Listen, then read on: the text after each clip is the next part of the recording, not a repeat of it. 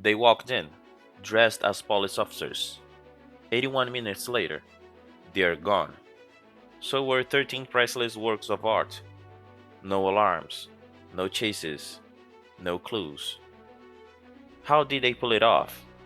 And why wasn't anyone solve it, even after more than 30 years?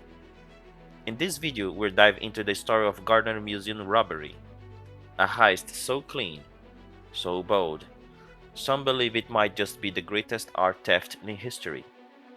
So, take a seat, because here comes history. A museum frozen in time.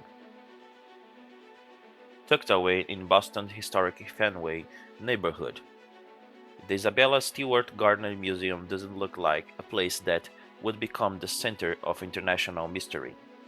It resembles more a Venetian palace than a modern gallery, filled with indoor courtyards, lush plants, and haunting silence that wraps around the visitors the moment they step inside. But this isn't just a museum, it's a time capsule. Each painting, sculpture, tapestry, and fragment of ancient furniture is placed exactly where Isabella Stewart Gardner left it before her death in 1924. Her will made it clear nothing was to be moved, changed, or sold. The museum was to remain just as she arranged it, forever. And for decades, that's how it stayed, until one fateful night when history was ripped from its walls. It was the early morning hours of March 18th, 1990. The streets of Boston were quiet, the city still buzzing from St. Patrick's Day celebrations. Most people were asleep. The museum, closed for the night, was guarded by two young night watchmen, Rick Aberth and Randy Weston. Nothing seemed unusual until the doorbell rang. At exactly 1:24 a.m., two men appeared at the museum's side entrance. They wore full police uniforms, badges, hats, everything. Through the intercom, they say they were responding to a disturbance, maybe a noise complaint. Nothing serious.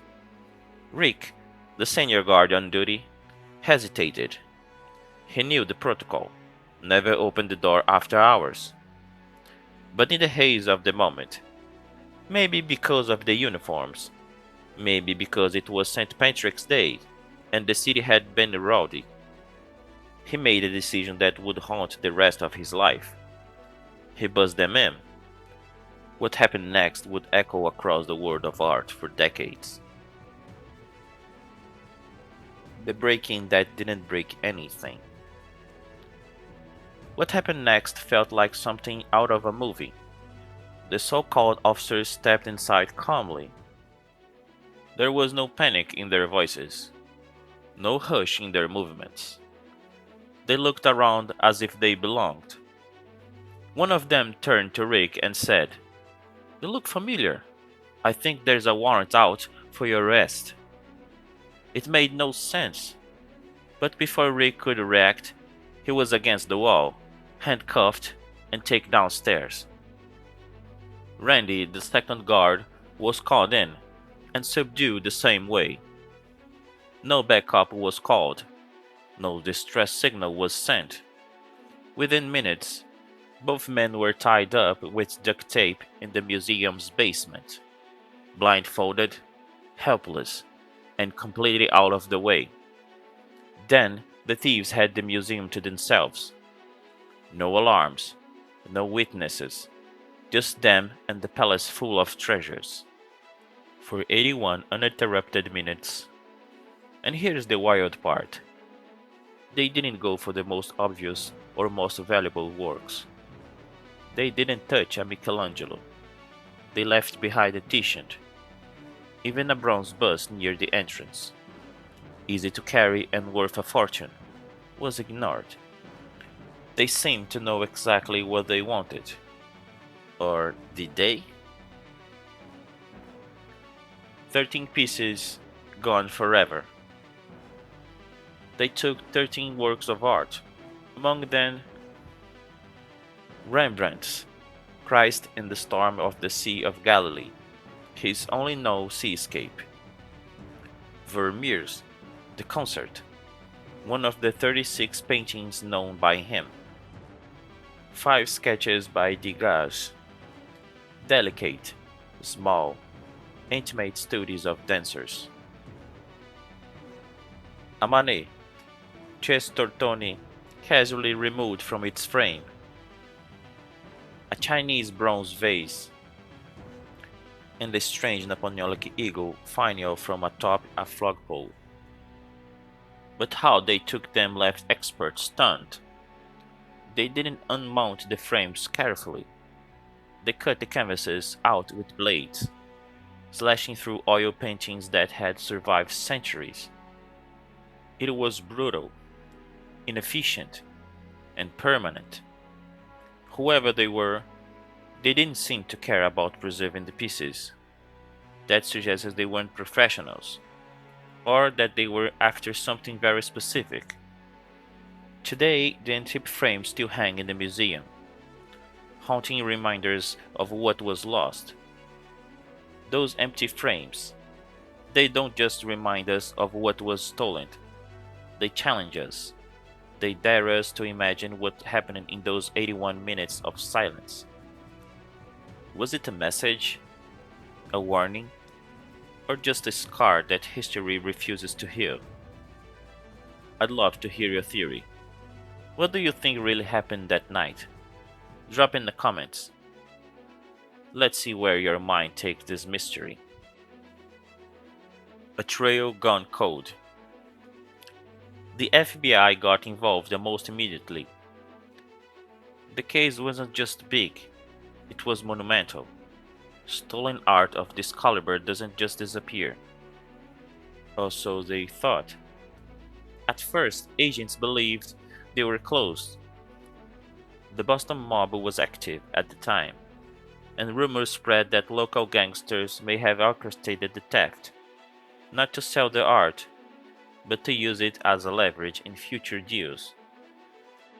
One theory pointed to a now deceased mobster named Bobby Donati, another to a small-time art theft named David Turner. But despite intense surveillance, raids, and even prison confessions, nothing stuck. The museum offered a $5 million reward. Years later, they doubled it to $10 million. Still, not a single piece has ever resurfaced. No security camera footage from inside the museum. No fingerprints identified. No alarms triggered in time. Nothing. Like ghosts, the thieves vanished. Theories, mysteries, and dead ends. What makes this robbery so frustrating for investigators is that everything seemed too perfect. They didn't panic. They weren't interrupted. They knew the building. They knew the guards' routines. And they never tried to sell or show off the stolen art. It is as if the goal wasn't profit, but disappearance. Some believe a private collector may have commissioned the heist, a mysterious figure who wanted masterpieces for their personal vault. Others think the paintings are long gone, hidden away, rotting in some basement, or destroyed to erase evidence. Even decades later, tips still come in. Someone says they saw Rembrandt in a European villa. Another claims they overheard mob talk in a Boston bar. But every lead ends the same way. Nowhere. Could they have been destroyed? Are they hanging in a hidden vault somewhere? Or were they never meant to be found? And most disturbing of all, what if the thieves are still out there, watching? Legacy of an empty frame. Today, the Isabella Stewart Gardner Museum remains frozen in time. Following Isabella's will, Nothing in the gallery has been rearranged, not even to fill the empty spots where the stolen art once hung. Those bare frames still cling to the walls, as if waiting for their paintings to return. The museum has turned the loss into part of its identity, a silent testimony to absence, mystery, and one of the most audacious crimes in history. And that's what makes it unforgettable. It's more than missing art, it's a question that won't go away. How could two men walk in, steal $500 million in art, and vanish without a trace?